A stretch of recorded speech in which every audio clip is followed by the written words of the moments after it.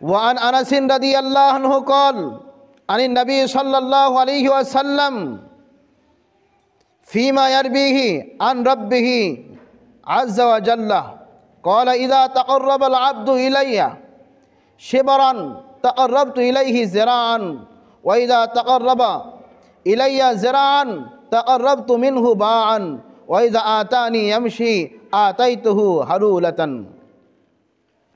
হযরত আনাস রাদিয়াল্লাহু আনহু থেকে বর্ণিত, রাসূল করিম সাল্লাল্লাহু আলাইহি সাল্লাম থেকে বর্ণনা করেন, যা তিনি তার প্রভুর পক্ষ থেকে বর্ণনা করেছেন।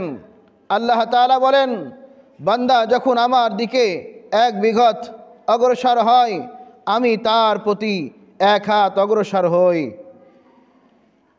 সে যখন আমার দিকে এক হাত অগ্রসর হয় আমি তার দিকে দুই হাত অগ্রসর হই।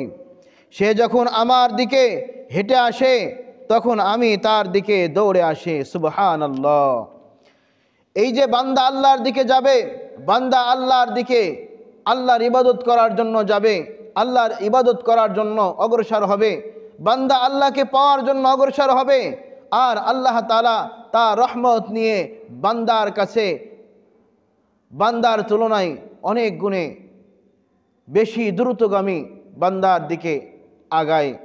বান্দা এক বিঘত আগাইলে আল্লাহ তাআলা এক হাত আগান, বান্দা এক হাত আগাইলে আল্লাহ রাব্বুল আলামিন বান্দার দিকে আরও দ্রুত আগান। বান্দা হেঁটে চললে আল্লাহ রাব্বুল আলামিন বান্দার দিকে দৌড়ায় চলেন।